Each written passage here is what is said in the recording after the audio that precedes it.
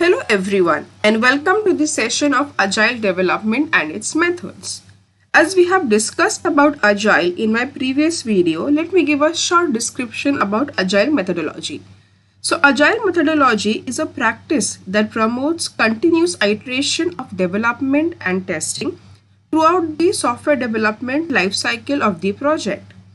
In the Agile model, both development and testing activities are concurrent, unlike the waterfall model. So let us see how does the Agile methods work. As we can see in this slide, Agile method has two different phases or two different iterations in it which it works. First phase is called as the planning phase, and then second phase is called as the sprint phase. So each iteration will have two phases in which this whole process goes about. So when I say about planning phase, in planning phase, we gather information from the customers and then we prioritize the information. Now when I say information, it means the requirements of the client.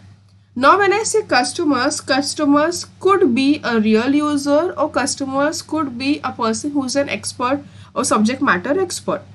So when I say customer gives us requirement, those requirements are prioritized in the planning phase. Then we come to sprint phase. In sprint phase, the actual implementation or we say coding is done, and later on testing is done from both developer side as well as from the customer side. So let us see these phases in detail. Now when I say about planning phase, as we know that customer writes down the stories, and we know that in Agile there are various kinds of techniques which we can use. In our video, we are focusing on extreme programming as a technique of doing the Agile process. The details about extreme programming, you can see it in the previous video as well. So let us start with planning phase. Now planning phase has various sub-activities which needs to be performed in order to get a proper requirement from the customer. So the first step what we do is to get customer stories. The customer story is actually a key concept in the process, which means that when I say about a customer story, it could either be a use case the customer is saying about, it's either a scenario customer is discussing or a requirement the customer is giving. So how do we write down these customer stories? For writing down the customer stories, we will actually have a story card which is given to the customer to write down. I'll give you an example about what is story card. This is taken from Google.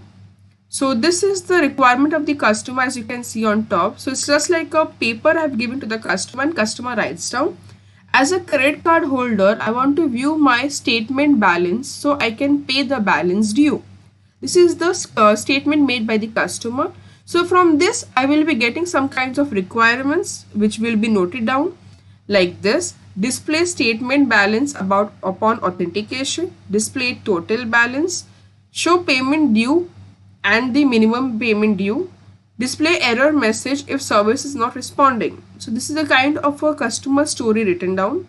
Similarly, the other way of writing customer story is like this, where as a user, what the user wants, you write it down, and then finally to get this particular you can say task done, what kind of I can say objectives I have to make sure it is there. So I will write down the objectives, and then finally this thing has to be prioritized by the customer, what exactly, which of the requirement is very important, which of the requirement is least important. So that way prioritizing is being done. So this is about the customer story. So customer story actually represents a chunk of functionality that in some way or the other the customer is trying to tell us what exactly it needs in the project which needs to be developed. The second step is story-based planning. Now story-based planning is very important because we will come to know which of the requirement is important to the user, which requirement is least important to the user, and then finally we can prioritize and then finally give that to the sprint phase for implementation.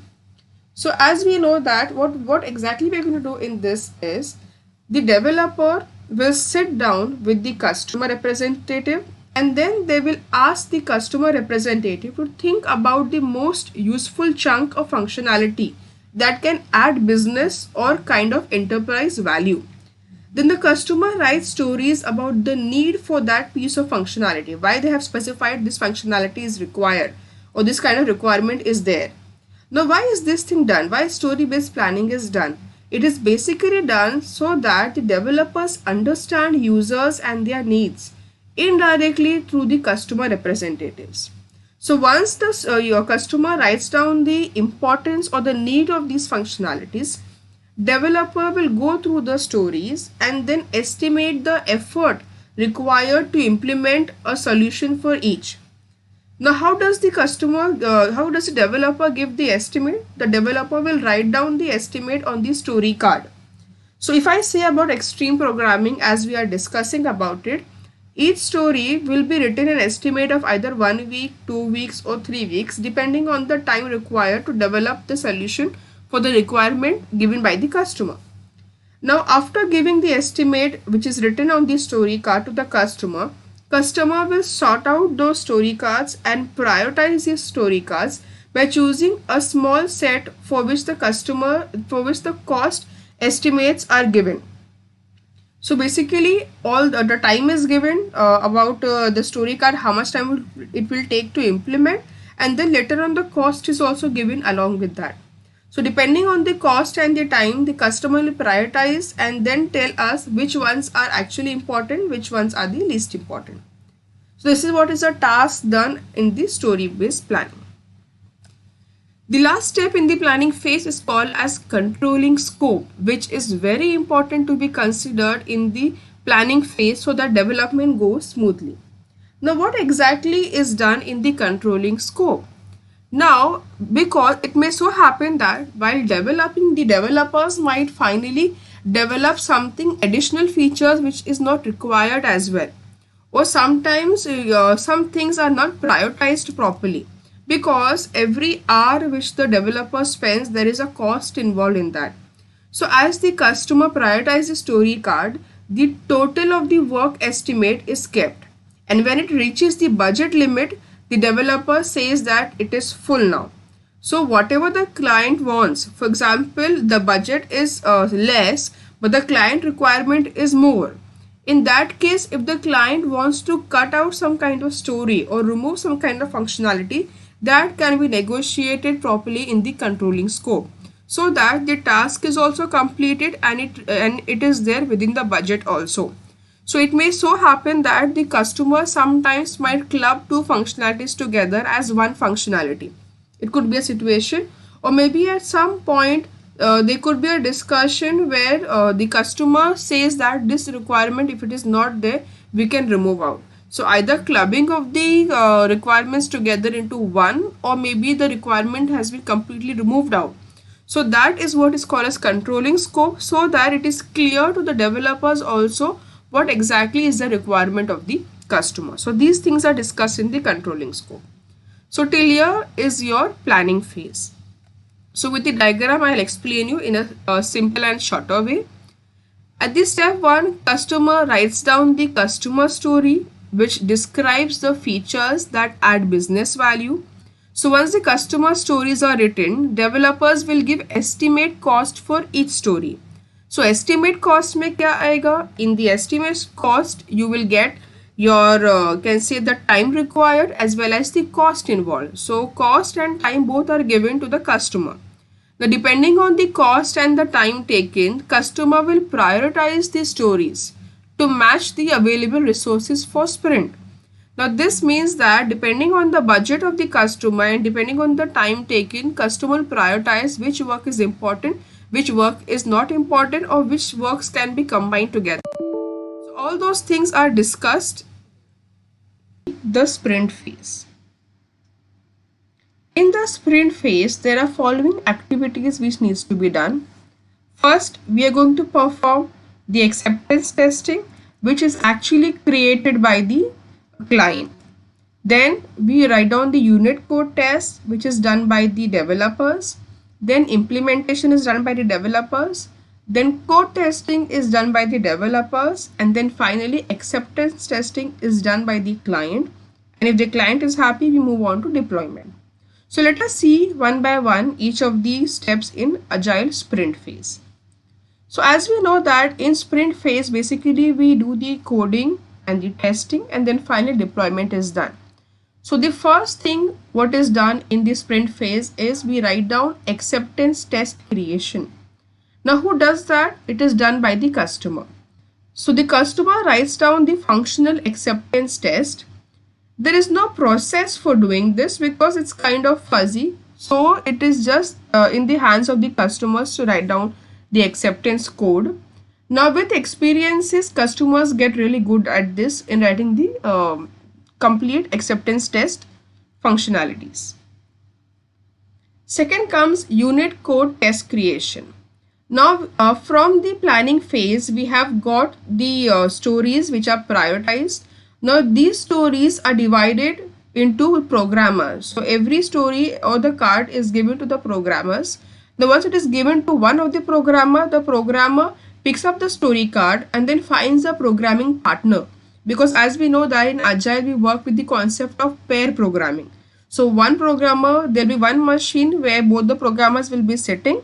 One will code and the other one will observe if there is any kind of problems or errors or issues which they can resolve together. So Agile works in the concept of pair programming. Similarly, when a programmer picks up a story card, it will find a programming partner.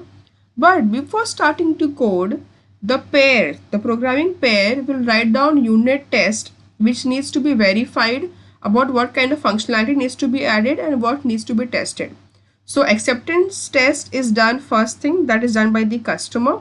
Then unit code test is created by the pair programming team which is there. Next comes the implementation coding. Now as we know that implementation is done by the concept of pair programming. So two programmers will work together.